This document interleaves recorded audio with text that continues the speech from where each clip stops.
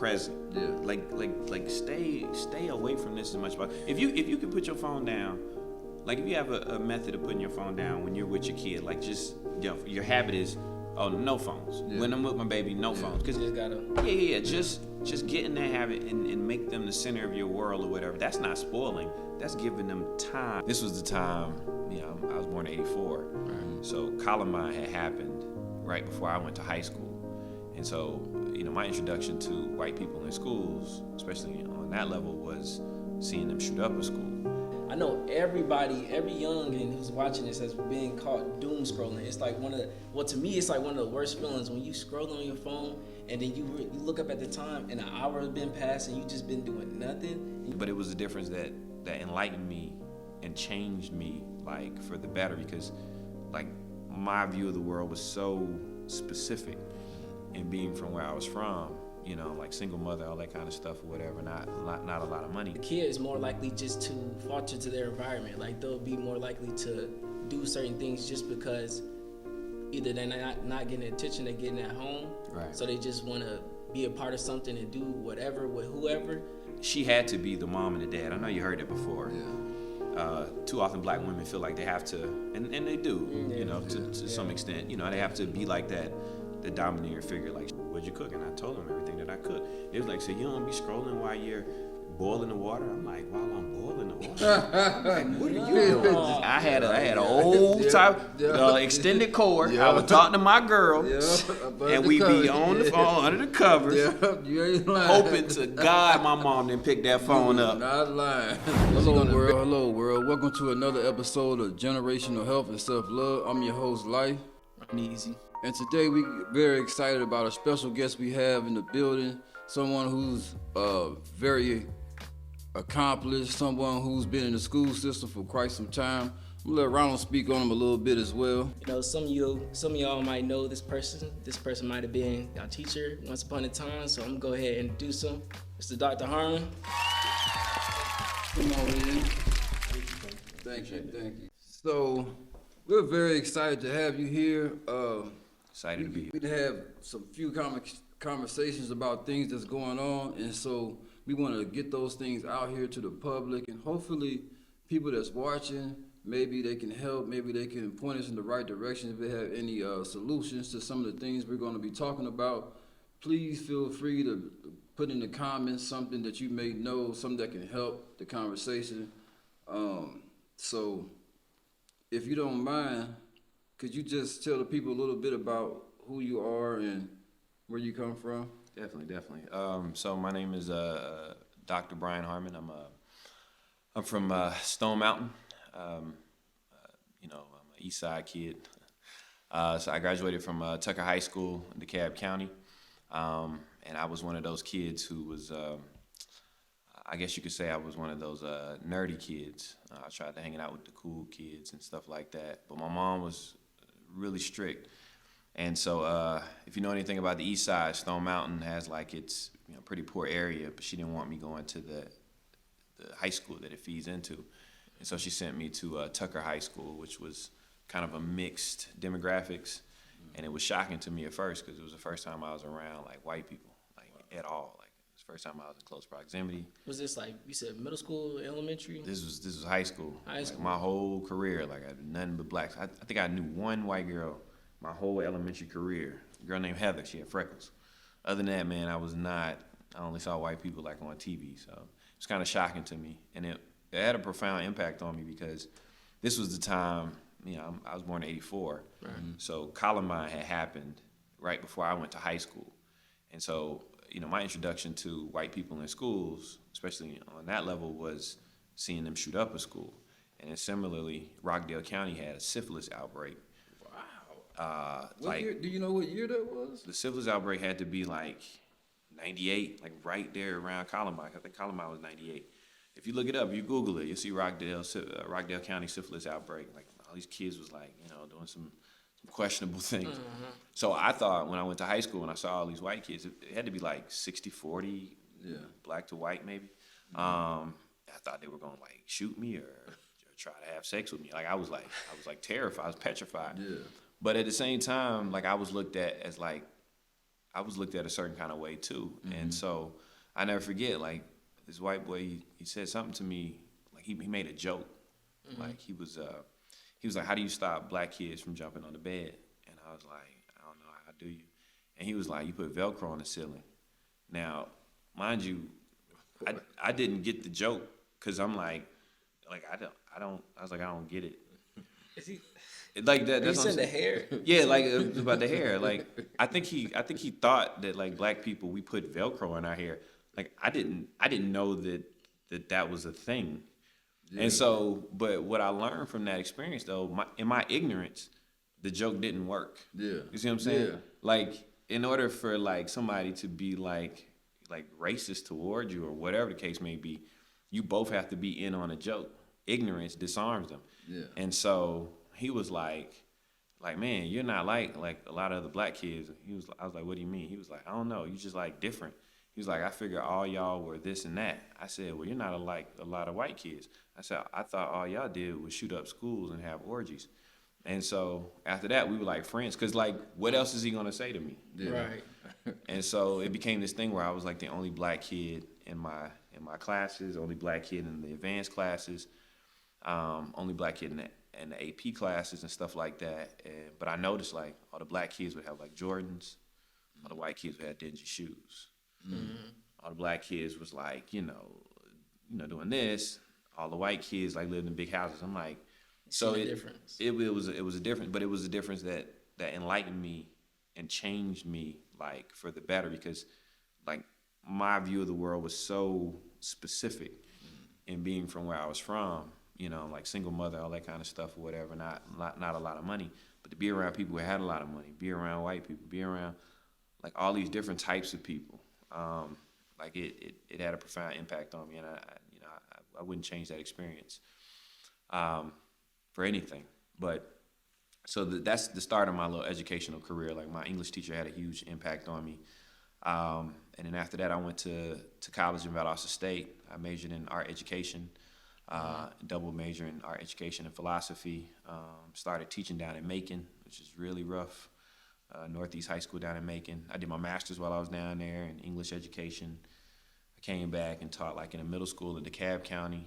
And then I started my doctoral studies at Georgia State. And I did like a year in Clayton County, and then, you know. So what were you going to college for? Like, what was your goal at that time? So early on, I was an artist in high school. That was like my thing. And I was going to be a computer animator. I think Spider-Man had come out or something. And I was like, man, this is dope. And I noticed it was CG. I'm like, I want to do that. But art school is expensive. Yeah. So I also wanted to teach, though, because like I had some really good teachers. And I'm like, man, this is great. Like you can do your craft and be a teacher. So I was like, I'm going to be an artist and I'm going to teach. Yeah. So, you know, because where I'm from, like I couldn't bank on being an artist. I had to have like a 9 to 5. Like I couldn't, like my mom wasn't going to support anything like that. Yeah. I needed money. Yeah. So I'm like, if I can teach, that's a regular check. But I can also like do my art or whatever in case I want to go. So that was the goal. I did philosophy as a double major just because I was bored. Like I was a nerdy person. So so after that, like the animation thing kind of fell off. I really embraced the teaching thing. I got into some classes, going into different classes and interacting with kids. And I just fell in love with it, man. And I've been doing it ever since. When you went to that school, you said it was the first time you was around so many white people.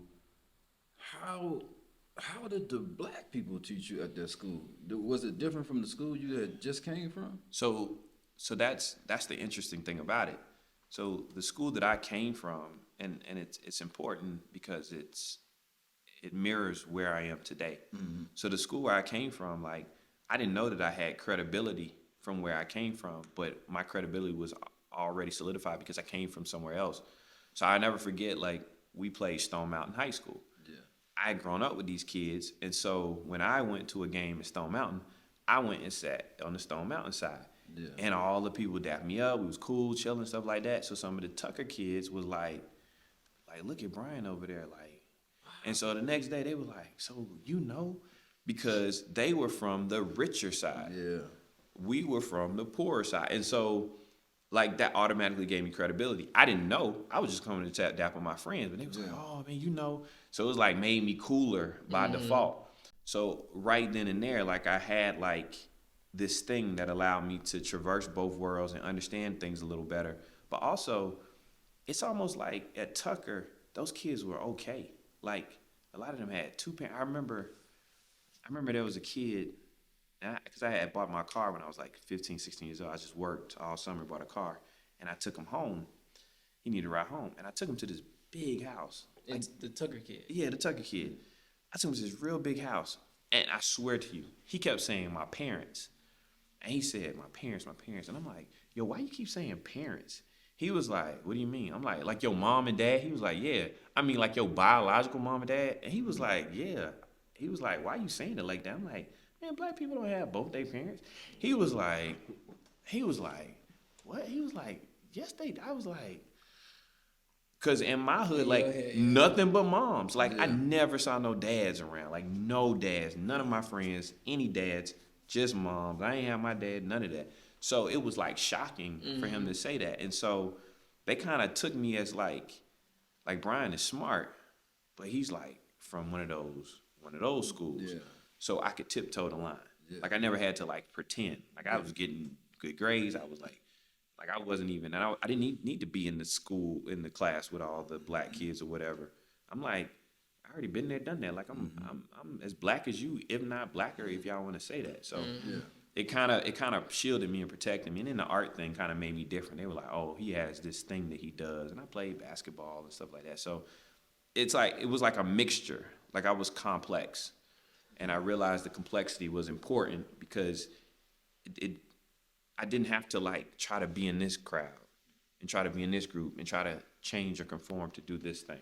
Yeah, I get it, because you got credibility and kind of all of them. Just because you smart, you can be with the smart kids, and you got from Tucker, so you know people that they assume like, you know. From the east side. From So Stone Mountain, yeah. Yeah, so you cool with them, so you kind of like good in with, like you could be yourself because you kind of good with everybody. Like kind of like that's how you was in what was that, high school, right? High school, yeah. I was cool with the white kids. I was cool with the black kids. Like it was nothing, but I also had my independence. Like I had a job, I had a car. Like I was just chilling, doing my thing. And so it became like a blueprint for me in understanding, like, you know, how to understand, how to navigate, and how to converse and be with different type of people. So would you say there was any like main event that happened to you that made you geared more towards the teaching route? Because I know you said that you was going towards the teaching route because you could do art and do like teaching stuff. But was there anything, because you said you had good teachers, but you know, you could have good teachers and not want to be a teacher. So was there anything like that happened or that you could talk about that made you keep pursuing that? Because being a teacher is like dedication. Yeah, because then you know you're gonna deal with a bunch of kids and all that. Cause no, I understand the question. I think so. It's funny. My dissertation was on black male teachers in predominantly white school system. So where I teach now, I teach at Fayette County High School. Like I remember when I got there, like this AP was like, "You gotta watch yourself." I'm like, "What do you mean?" She was like, "Well, you know, you're the only black male like content teacher." I'm like, "No, I'm not." She's like, "Yes, you are. You're the only one. Like we got like coaches and stuff, but like PE teachers, but you know, like actual like teaching the subject, like math, English, whatever." So you're the only one, and I'm like, and so I thought about that, and I'm like, what year was it when you started though? So 2015. 2015, just to get a 2015, and so, and then after that, like I think we hired one, and then we lost one, and we hired one, and we lost one. So like it's two of us now, I think, down there. It's never very many, but when I started doing my research, black males only make up 2% of teachers in the United States. So black male content teachers, and so I never had that when I was growing up, and I think in the back of my mind, I'm like, I wish I had somebody to tell me something, to do things like I did. And on top of that, I had a teacher, I never forget his name, Mr. Broadway. And anytime I can say his name, I do, because like he had a huge impact on me. He's this really tall, really weird looking white dude. He's a Vietnam vet, but he was so smart and he loved teaching so much. Like what he taught me carried me through like throughout college. Like there was no English teacher that taught me anything more, even in college, than what he had taught me. I'm talking about understanding literature, I'm talking about grammar, I'm talking about like, I modeled my whole teaching style after this man. Like to this day, a lot of the things that he did, his practices, the way he joked, he talked fast. He treated us all like it was a college class, and like he expected us to know things and held the bar high. But his sense of humor was so good. His storytelling was on point. Everything like congealed into like this experience. It's almost like a theater, like show. And he was the main attraction, but at the same time, like stuff was seeping in. Like I didn't even realize that I was learning. Right. And I remember when I graduated and I started teaching, I went back and found him. He was still teaching. I think he was about to retire or something. And I was like, man, I was like, you changed my life, man. I'm a teacher. I was like, I teach art right now, but I still like model my teaching after you. And he remembered me. He like pulled my file. He was like, man, you were brilliant. He was like, but you was like always like an average student. Like you should have been getting like higher A's, and you was getting like these like mid-level B's. And I'm like, I didn't even remember that. I'm like, I was. I'm like, because I soaked up everything from you. Like I learned. And so that also let me know like it wasn't about like the grade for me. Like I became a better writer under him. I became like this wordsmith under him. Like I started like consuming books, like all these things like I attribute to him because of his passion for it. And so I was like, if I can just take that and harness it and use it, then maybe I can impact kids who didn't have it. Because like I said, all I had was like either white male teachers, black female teachers, or white female teachers. I never had a black male teacher growing up. Well, before we get too far ahead, I want to go back just a little bit because I'm sitting here and I'm listening to your story and it sounds amazing, but I just want to know, like, the young Brian growing up on the east side with all these different things that you can go outside and see and be a part of, what stirred you away from all the negative things that you were surrounded by? So, yeah, I'm gonna be honest with you, man. We were that apartment life. You know, I know people listening to this, they can relate to it. Like, it's a bizarre thing. Like, I learned how to ride a bike on my own because of like the kids in the neighborhood. Like, you had to keep up. My bike got stolen. We had to go find the kid. Like, it's nothing. Like, we going to gas station stealing candy. You know, we riding bikes down the hill. You know, we fighting, we wrestling, we this, we that. Like apartment life is like, Yeah. like you can't like apartment kids know each other. We talk the same language. We walk the same. We breathe the same. We spit the same. So Yeah. it's one of those things where like I think that people get things misconstrued. Like being in the hood or living in the hood or whatever hood it is or whatever. And my neighborhood wasn't that rough. Like Stone Mountain is more poor than rough. Okay. You know what I'm saying? Like we didn't have much, but we didn't know any difference. Like. Okay. I might have seen like some foul stuff here and there. Hell, even my uncle lived in Capitol Homes, one of the OG like projects or whatever in Atlanta. Yeah. And when I'd visit him, I'd see bizarre stuff there too. But we'd go to the candy lady. We would, we'd do all this mischievous stuff or whatever, how to go get, with the neighborhood girls. And like little did I know there was crime happening, right next door or in the thing, people selling drugs and stuff like that. But I think people have it misconstrued to where like kids see this world as like this war zone or whatever, when really it becomes like just a backdrop of who they are. Mm. And so for me, I had two things. I had this environment that I was living in, and I was just whatever, just being a kid in. Mm. But I had a mom that didn't play, and everything that I am, I owe to my mom. My mom did not play, like. Whatever influence people had on me to get me to do things or to whatever, like that stuff stopped when it was time to do what I needed to do, when it was time to go home. Like my mom didn't let me sag my pants. So when I left the house, if I was gonna sag, I had to be shipped up. And then when I come, I sag a little bit. I speak slang with my homeboys. When I come home, there ain't no ain't. Finna, gonk, like she made me articulate. Like there was no B's brought home. It was nothing but A's. Like read to us every night, read the Bible to us every night. My mom drilled the multiplication tables in our head, homework, camp. Like a lot of times we go to Boys and Girls Club because it was cheap. Boys and girls, yeah. But then she would also like scrape up money and send us to like entrepreneur camp. So I'd go Boys and Girls Club for the whole summer. Then 1 week I'd go to this white camp on Oglethorpe's campus. Like, but the whole time before that, I was swimming in public pools and playing basketball and wrestling and all this kind of stuff or whatever. But she knew that she needed to invest in our education. Like my mom was through and through. My mom was the only person out of her like 11 brothers and siblings that has a college degree, the only one. And I think that, and she's the one that taught like a lot of my younger uncles and aunts how to read and how to write. Like she was the teacher of them all. And so I think that like she just passed that on. And so the educational capital that she had, she passed it on to me, and then like I'm passing it on to my kids. And so she really insulated us. Like even if I wanted to like be with the cool kids at elementary school, like I do all the bad stuff and follow them around and stuff like that. But then I had straight A's. So then at the end, like when we had the reward ceremony, like highest grade in math, Brian. Highest grade in science, Brian. My homeboys be looking at me, they be like, When did? but what? Because he was with.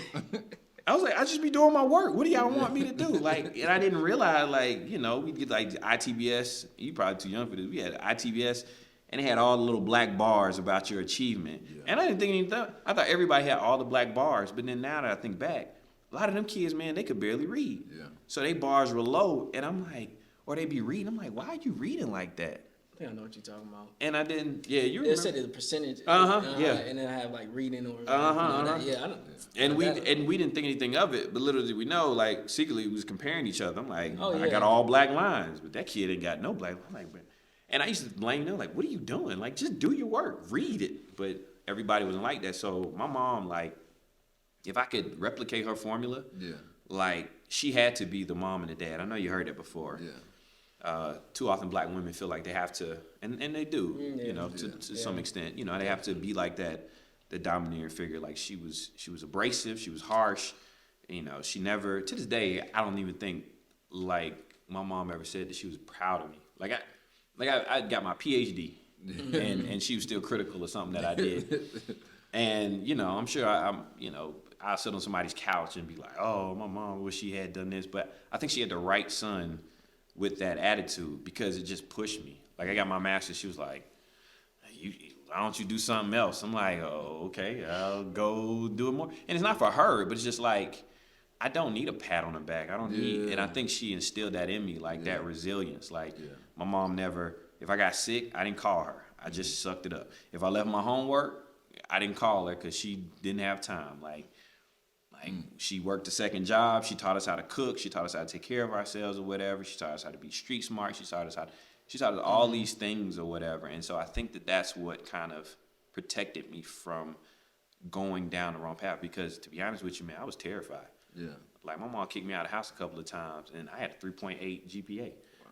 Like so, just on some little stuff. She held your standards very high. Yeah, man. So, she did not play. Yeah. So you didn't have time to even think about, even consider going down the wrong way because your standards were held so high. Which we don't really hear about, especially in a single parent home. Like that's very powerful. Yeah. Like you come from greatness. Like when she set the bar high like that, that's something that really needs. I'm glad you sharing this story with us because a lot of kids, like with you being at the school now and you seeing a lot of single parent homes, you probably not hearing them type of stories. Exactly, not anymore. And I think that foundation is so important. I think, but beyond anything, I feel like the foundation is the key. Too often kids come and they don't have some of those basic skills. Yeah. Like if I had to give any advice, read to your child every night. Like read to them every single night and make sure they're understanding the importance of reading and understanding like those sight words and how to read. If you set that foundation early, get them used to doing homework, get them used to like working hard, being patient, like focusing on a thing. Basic reading, basic math, it's gonna carry up and up and up. But too many of these kids, they don't have like those basic principles, basic reading skills. So they struggle in kindergarten, struggle in first grade, and they're behind the 8 ball for the rest of their life. Yeah, because I don't think parents understand how much a kid's environment at home affects how they act wherever they go, outside of school or the streets, wherever they at. Because when you at home or when you go home, well, I almost lost what I was about to say, but it plays such a big part because you're the parent, and I feel like the parents nowadays don't do as much as like what your mom did back then because that we're occupied on other things nowadays. Like before back in the day, I feel like parents had more time to be with the kid, or they used to have the mom stay at home or whatever, however it was. But now, like, I feel like the parents are more distracted on like getting money or making sure this is straight or making sure that is straight, which gives them less time to be with the kid, which then allows like the kid is more likely just to falter to their environment. Like they'll be more likely to do certain things just because either they're not getting attention they're getting at home, Right. so they just want to be a part of something and do whatever with whoever. And if they did like have that structure at home, like you said, it would get them to stray away Exactly. or less, or but not like, because then you have the strict parents that too strict and they go out behind their back And it is a balance. It is a balance. Yeah. But I mean, everything you're saying, but I think this is actually like, I don't want to say that taking technology. Yeah. I think that one thing that we that I've realized, and you're right, like, not to sound old, I know, no, but we are pre social media, pre cell phone, pre all of that. Like we are like when we wanted to watch a show, like me and like my mom, my brother and I, we would sit around and watch Urkel. You could only watch it at 8:00. It was no cloud, DVD, no recording. You could record, but you had to get a VCR. It was very complicated. But we had to sit there as a family. My mom was big on like us sitting and watching shows as a family. Like my mom watched The Simpsons with us. She thought it was like this was one of the few like abrasive shows she would watch, because she was like, I'm sitting here with you and we're watching it together. Like you don't have that anymore. So No, something would happen and we would have conversations, and these were natural conversations. Not trying to force your kid to talk. Yeah. But my mom would laugh at something, or she would miss something, like some reference, and then we would have to explain it to us, and it's this natural, organic conversation. But too often now, I'm telling you, man, this thing right here, Yeah. this is our biggest issue in the schools, right? Yeah. But what we don't realize is it's our biggest issue with parents as well. Like, I don't, like, my wife always gets on me about not being on social media, and I think for me, I was in college when Facebook came out. Yeah. And I remember when it came out for college kids. But I remember sitting in the library, and I was working on a paper. I came in, sea of white screens with a blue line. Facebook was so early, I had to remind myself what it was. I'm like, oh yeah, that's Facebook. I swear to you, I would be there because I would type my papers in one setting, like a couple hours. I was finishing, I looked back up, same white sea of white with the stripe of blue. And I was like, why ain't anybody doing any work? Like, why are they on that? And this one I realized, I'm like, oh, this is addictive. Oh, yeah. You could reach out and find out what this girl that you had a crush on did, what this homeboy did, that did, all they pictures, the best pictures they post and stuff like that. And that's when I knew, I'm like, this is something I don't want to be a part of. And everything after that has just been the same thing, whether it's Instagram, whether it's TikTok. It's just like this idea that there's a bunch of content shooting at you from people that's not moderated, that's not filtered. It's just like the whole world of the most seediest stuff that you don't need, that's just a distraction. Oh yeah. Just distracting you from your thing. And so, but parents get hooked on it too. So instead of me interacting with my kid or whatever, this is me. Yeah. Yeah. Instead of me, like now you got the earbuds is easy. I remember I had my kid at gymnastics, and she was playing or whatever. I watched a woman come in here with her kids. One of her daughters was doing, the other two was just running around or whatever, trying to get her attention. The lady was on the phone the whole time, like didn't pay her kids not any attention. And it happens at home. Like this becomes like more important. And I'm not saying they're like forsaking their kids, like feeding them, clothing them, taking care of them, but there are crucial moments that you're missing because you're spending more time on this than you even realize, like scrolling and all that kind of stuff. And so I just don't. But the parents I think, what I see anyway, I think a lot of parents are trying to be their child's friend. And like we got our youngest is being homeschooled. And she had, for a while, she didn't have too much freedom. So I came up with a plan. Me and my wife sat down and said, we need to put a plan together, and we came up with a regimen. So now her phone, at a certain time, it's cut off. She only gets 2 to 3 hours of social media with IG. She only gets a day. And it turned. My wife operates her phone from her phone. So when at a certain time when her phone shuts down, she can only call me, her mom, and her sisters and brothers. That's it. You can't talk to nobody else. You can't get on no social media platform or none of that. And in the morning, it cuts on at a certain time. It resets. Yeah. So I think for a lot of parents, if they would do that, they would cave in. Man. Because their child be like, Mom, Mom, Mom, Mom. And at some point, they'll go ahead and just give it to them. But do you see that, though, with parents? I do, and I applaud you for that. I think that you're in the minority.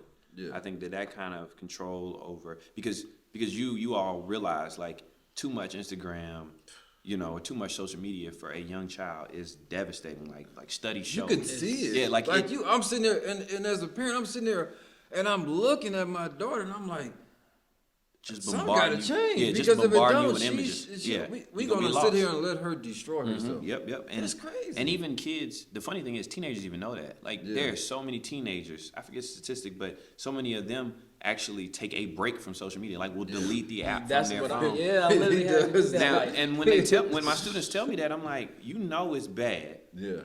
And you have to detox from it. Y'all sound like addicts. Like Yeah. like I had to take a break from alcohol. Like you're saying you had to take a break from smoking weed for like a month or whatever, Yeah. knowing that The it's worst doing drug. things to you. So but I agree with you, but I think it's a little more nuanced than that. Like there is an issue with parents like being more traditional parents from what we understand from traditional parents. We got older parents and they were a little bit more strict with us. Yeah.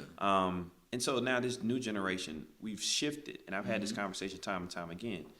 Part of the problem is my mom didn't have anything. Yeah. So when she said no, like it was coming from a place of I don't have. So there were certain things I went without. Like I didn't get to really play any sports because we couldn't afford it. I didn't get to play an instrument because we couldn't afford it. There's a lot of things that I missed out on, right? So now this next generation, we're doing better than, for the most part, a lot of us are doing better than our parents. Yeah. And so now we have this opportunity to give our kid all the stuff that we don't have. Yeah. Right? And so we see this kind of showering them with all these things and putting them all these things. Like I want something. My daughter, my 5-year-old, when she wants something, like, sure. Like, I got it. You know what I'm saying? And so, but should I though? Like part of what made me who I am is I went without. Yeah.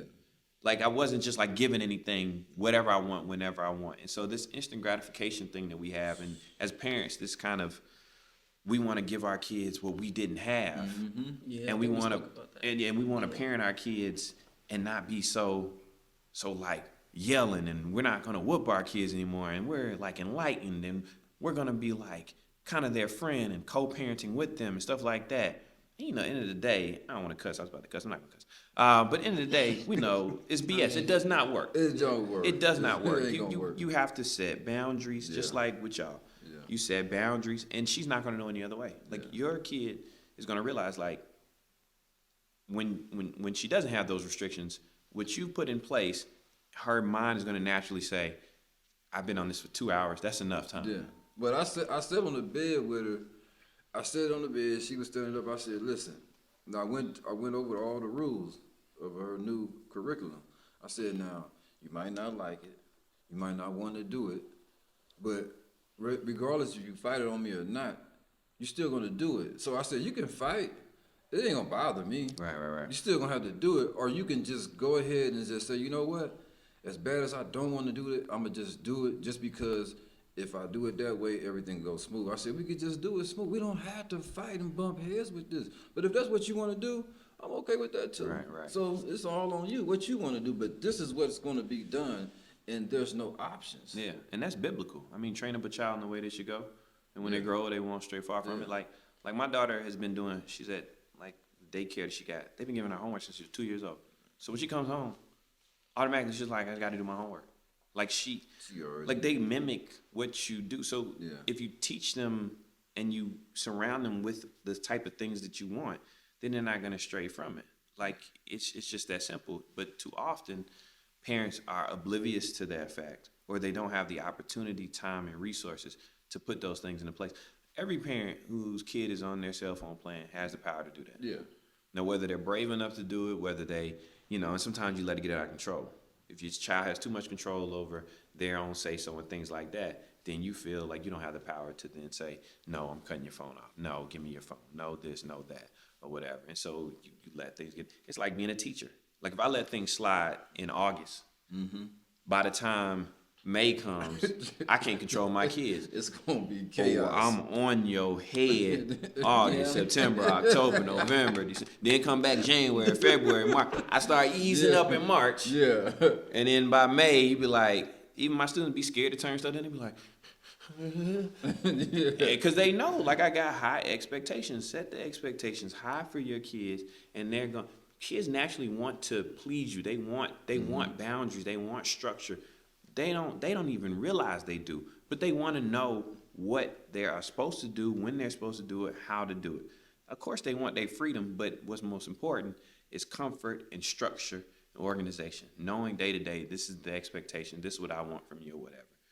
And then the only thing left is for them to rise to expectation. And then if you have that relationship with them, then they're going to try to please you, for a lack of a better term. Yeah, and that's definitely like something that should be done, because if you let up on them, then they'll, like what they say, you give them an inch, they'll take a mile, or something like that. But I also do see, like, even with my mom, she tries to like make sure certain things are well, with my little brother, so he doesn't do certain things, but she also has work and she'd be tired a lot of the time. So when she says, tell him to do this or do that, it's good for like a week, but it'd be wearing down on her because she'd be tired a lot of the time because she'd be working so long. So she can't always keep it down on her. So then, she let up sometimes or whatnot. And I think that's might be the case for a lot of parents. It's either, they're working a lot, trying to get money because they might be in a tough situation, or their time is spent either distracted by their phones or whatnot. So I feel like a lot of us are just distracted, and it would help if we started to come together more, because then we could have like even with the relationships with the mom and the dad, like. It does. It takes more than just one person.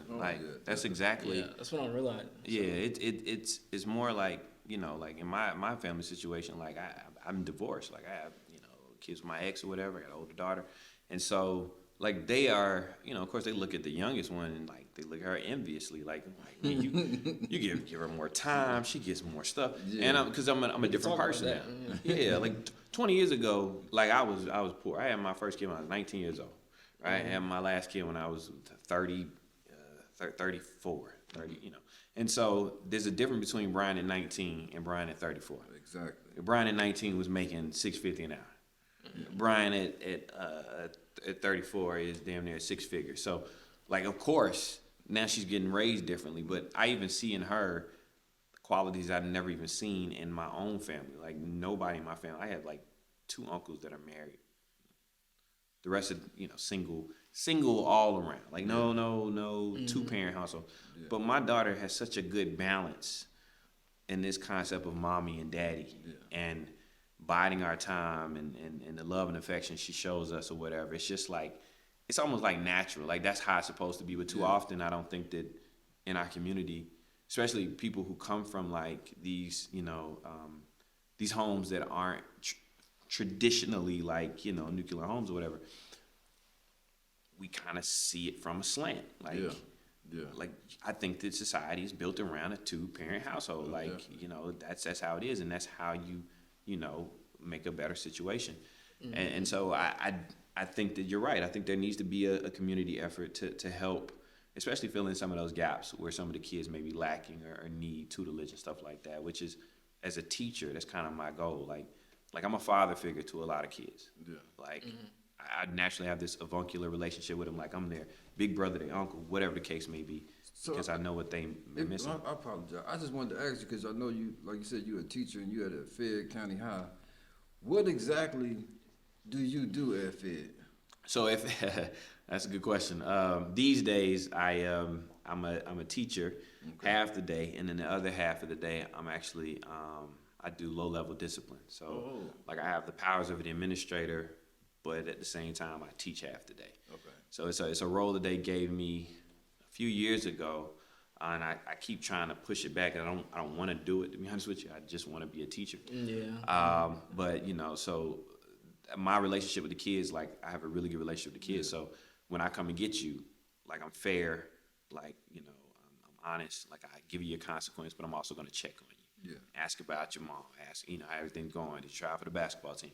Whatever the case may be, whoop de whoop, because it's not all about it being punitive. Yeah. Like I'm trying to like build that relationship, and so they kind of use me, to kind of control some of those lesser issues and some of the major ones too. And disciplining students. What brought on that position? Like, what was the reason they came to you and said, "Hey, look, we need you for this role as well"? So this kind of goes back to my my dissertation topic. So black males, teachers especially, are usually seen as disciplinarians, natural disciplinarians. Yeah. And so we're usually used, especially in my research, I found that a lot of them felt like they were used as tools to like control students, right? Using that disciplinary and using like the relationship, the natural relationship that black males have with their black male students, especially. And so that's what happened. My principal, I want to say she saw something in me, and I think she did. But she also figured that, use the relationship that I have with the students, right? Who's gonna push up against Dr. Harmon? Like if Dr. Harmon asks you to do something, like you're gonna do it. Whether it's like they're going to do it because not just because I'm the person in power that can give them consequence. They respect you. It's a respect thing. That's what it boils down It's a to. respect thing, and it's a respect thing from my my prowess as a teacher, because I am respected from my craft.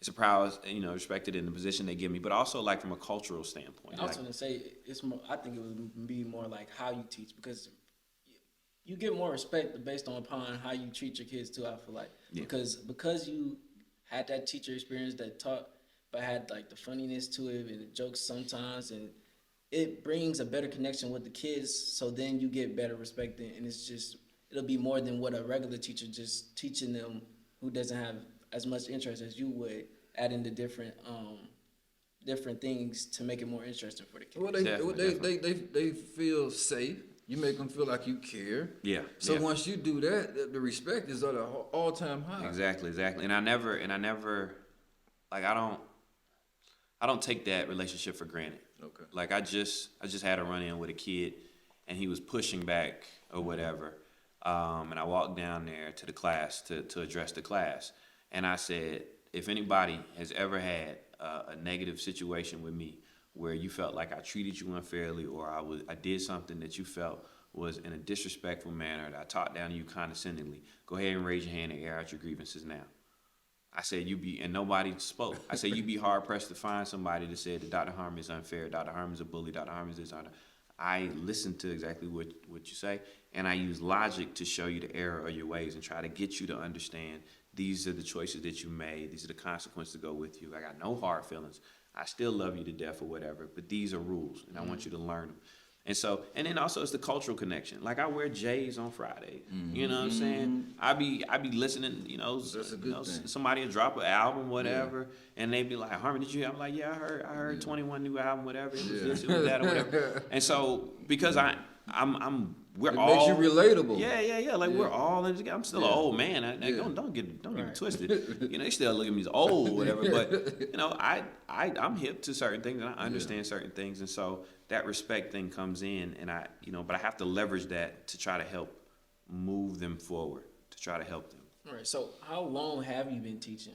So this is I started in 2007. So it's probably you're 17, 18, something. Okay, so seeing how you've been teaching for so long, and from the fact that you have the good connection with the kids, because if I ask this question that I'm about to ask to any other teacher, it would probably be different, because most teachers don't have a greater connection with the kids that allow them to know, what's really going on. So for your 17 years, what do you see that's different from the beginning of the start of your career to now with the kids, how things have happened, or even just the whole teaching? That's an interesting question. So I have seen an evolution.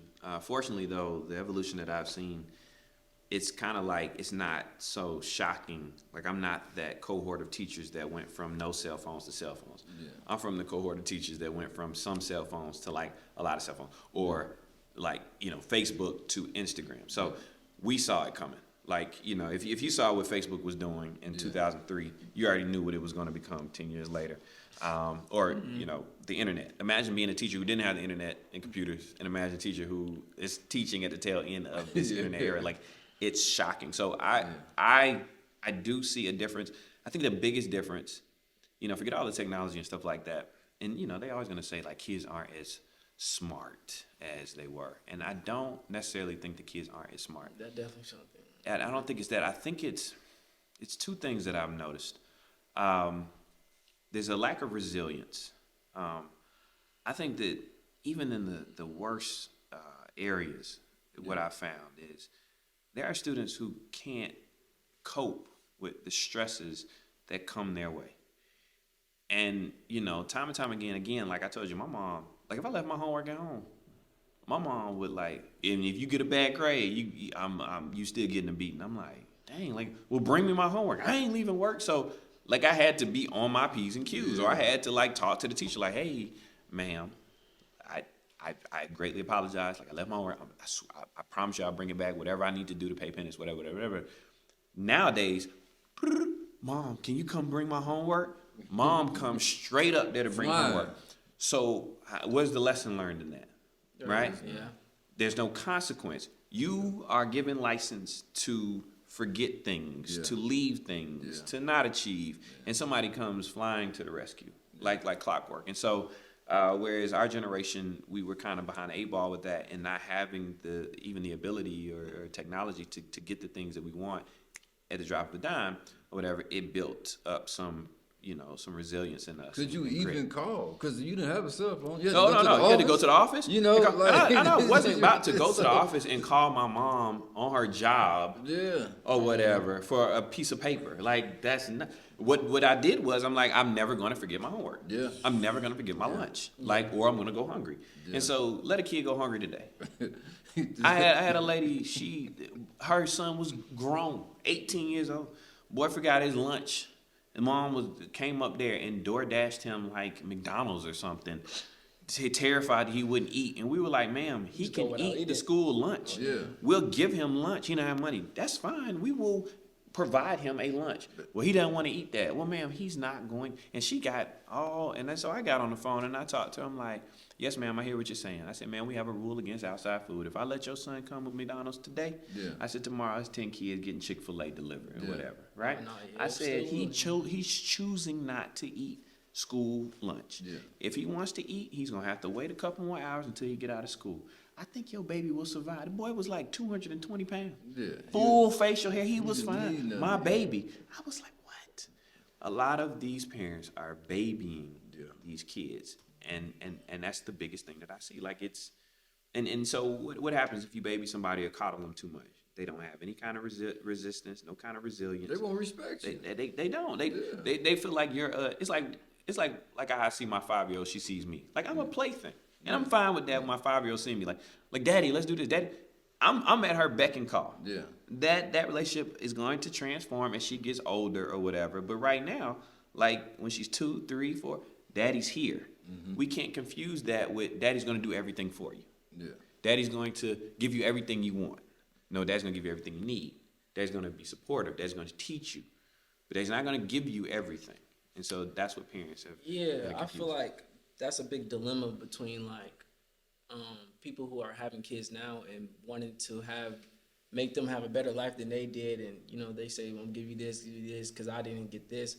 But they forget in giving them all the stuff to supply them with lessons instead of just the stuff that you're going to give them, like materialistic or, better environment. But if you never teach them how to handle different situations or how to grow from a loss or a failure, because school won't teach you that really. I feel like they teach you to be scared of failure. But so that's the parents' job to go and do that at home and, show them how you bounce back from, falling on the ground or, teaching them how to walk on their own 2 feet.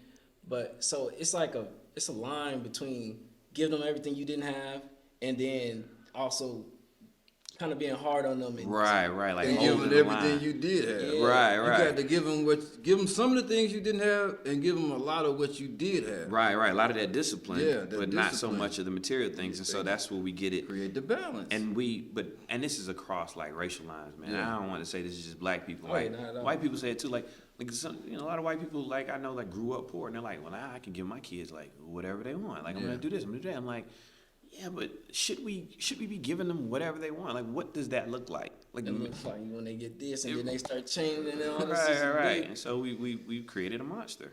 So as bad as we coming close to an end, but I really want to ask you this because I think, especially for everyone that's out there watching, with your experience with the children that you done had over the years as a teacher, and like even the last year or so, if you could speak to the parents, if you could just say something to them, what's something that you would tell them in order to build a better relationship with their children, and even to help you guys? Because I know a lot of parents think that your job is their job.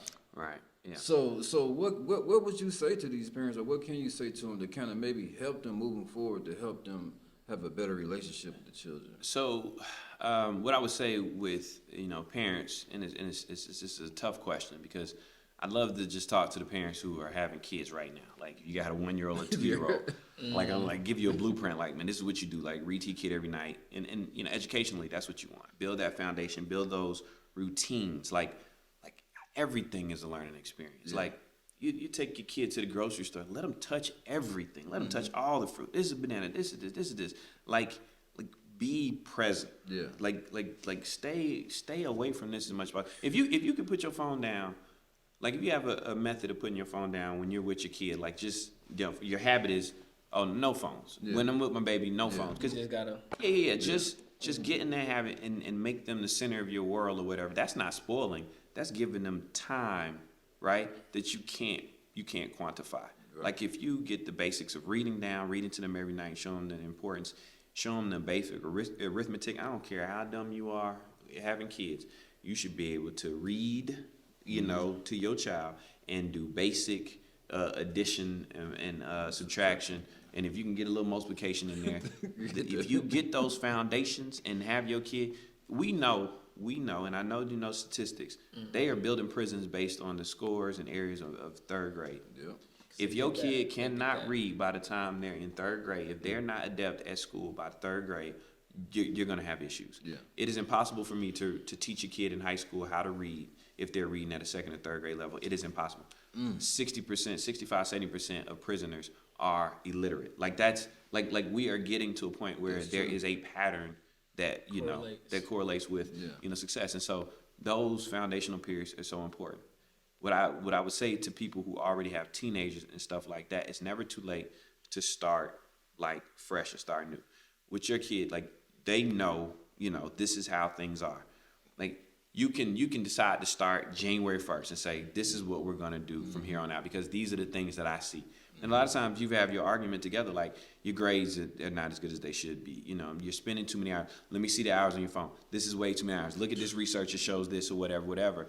Kids are naturally contentious. They want to try to argue you tooth and nail about what they think they know about the world. Yeah. I love teaching teenagers because they don't know anything. Yeah. They think they know. Yeah. But I beat them with logic and I beat them with research, and they don't want to come to this fight. And experience. And experience, right. And a lot of times they don't respect the experience. I just hit them with the logic with stuff they can't argue with. Then but I would say to the parents, like, it's never too late to wrestle back control. Mm-hmm. Like force your child to sit down and eat dinner and have a conversation. Force your child to take the headphones off when you're in the car and y'all all listen to the same thing together. Mm-hmm. Force your child to have a conversation with you. And I know it's going to seem awkward at first. It's going to seem forced at first. But get them used to being present and understanding that they can't listen to whatever they want to listen to 24 hours a day, 7 days a week. Because as soon as they leave you, they're going to come and feel like they can listen to their music while they're sitting in class. Yeah. They can sit up there and watch a Netflix show. If they can watch it at the dinner table with you sitting right there, then when they come to my class, I had a girl watch the whole Wednesday series in my class. Wow. Wow. Failed my class tooth and nail and looked at me crazy. So I don't understand what you be saying. I be like, every time I gotta try to tell you to put your phone up, you up there watching a whole Netflix series. So teach them self-control so that they can start exercise and we can reinforce, because too often we're teaching them self-control at school and hoping that it gets reinforced at home. Yeah. So you should over police your child, and then we should be, they should cut loose with us, but we can kind of rein them back in. Like, now your mom says that you can't do that, and too often we don't have that unfettered access to the phone. Do not give, if your child is under the age of 16, and hell, I would say under the age of 18, do not let them have their phone at night. Yeah. Take the phone. And I know a lot of parents are like, I can't do that. Yes, you can. Because studies show again, your teenager is on the phone. We were on the phone. We were on the phone at night. Yeah. I had an old type extended cord. I would talk to my girl, and we be on the phone under the covers, You ain't lying. hoping to God my mom didn't pick that phone up. Not lying, because she gonna embarrass you. She gonna embarrass you. Get off that phone. So, Yeah. but imagine having a cell phone. You can watch what you want to watch. You can watch anything on social media. You can access, reach out to anybody, talk to anybody, play any video game. The interconnectedness is dangerous. Yeah. Kids are sacrificing sleep to do these things. Having these conversations, dangerous conversations sometimes. Yeah, I think this is like the biggest double-edged sword in today's age, because like we said before about trying to get off of social media, I have had that problem too. Like, I know every youngin who's watching this has been caught doom scrolling. It's like to me, it's like one of the worst feelings when you scroll on your phone and then you look up at the time and an hour has been passed and you just been doing nothing and you just sitting there. It's just like a feeling like, dang, I just wasted that much time and I got nothing from what I was doing except a dopamine boost. Fix, yeah. But see, I've never done doom scrolling. I don't even know. I just learned what that was. Like, I'm like, they were like, doom scrolling. You never, see, I can't, and some people our age, we don't have, it's not in us to, like, this ain't making me money. No. You know what I'm saying? No. And I'm not learning anything. Yeah. My brain works differently. Like, it tries to memorize a lot. Like, whatever article I'm reading, stuff like that. So, if I'm looking at all this stuff that ain't bringing me value, that's just, like, entertaining, I'm like, I can't do nothing with this. I don't want that. Yeah, I got control of it now, but the biggest thing that will take you away from it is having a passion for something. I feel like a lot of people are doing the doom scrolling and they stay on the phone all the time because they don't, like, their interest in their world is like, they don't really care. I feel like people stay on their phones and online because they don't like what they got going on. Yeah, they don't have anything. Yeah, exactly right. Even yeah. at home, so it's like, why do anything if I could just look at this and have entertainment, stay in my room and all that? And I agree with you wholeheartedly on that. I remember my students asking me when I said I was on social media, they thought I was crazy. And they was like, well, what'd you do yesterday? And I said, well, I cooked. And I was like, well, what'd you cook? And I told them everything that I cooked. They was like, so you don't be scrolling while you're boiling the water? I'm like, while I'm boiling the water? I'm like, what are you doing? I said, I have this to cut. I have this to this. I have this to blanch. I have this to this, this to this. I was like, all of my energy and attention is directed to this one thing. And I love cooking. I'm really good at cooking. But I'm not sitting up there just like, no, I'm like immersed in what I'm doing. Like you said, like if you have a passion, a phone can't steer you from that passion. That's what I had to realize. I think back when I never been like super crazy because, like I said, I always been conscious about how long I'd be on the phone. I realize it sometimes, but back when I was just doing it because I didn't have nothing else to do. I was just bored, and a lot of times, a lot of people I see that get real into the doom scrolling stuff or just being on their phone a lot are usually they're usually the so-called depressed, or they're not happy for real. In So reality. they spend it, in reality. So they spend their time on the phones just to pass time. So I wish I had time to pass, man. Oh yeah, definitely. Well, we had a good time. I wish you could. I want to say this. Please, can you come back? Oh yeah, definitely. Because definitely. we Come still back. have so many things to talk about, and we didn't have enough time to cover it all. This was a great conversation. I'm hoping that all our listeners subscribe, like, share, and I hope you'll get out something that can help you moving forward with your relationship with your child and hopefully with yourself as well. Did you want to say anything, son? I hope y'all enjoyed this conversation. I definitely was gonna ask if you could come back because I feel like there's some stuff that we didn't hit, but we did still hit a lot of stuff. Yeah. But we're gonna get into it on the next episode. So I'm just gonna go ahead and end it off. You want to say anything? No, it was great. I'm definitely gonna come back. I think we just scratched the surface. Yeah, right? Yeah. It's a whole set of things we didn't get to. So let's do it. Definitely. So peace and love, and everyone out there, take care. All right. All right. You know how we do it? Oh.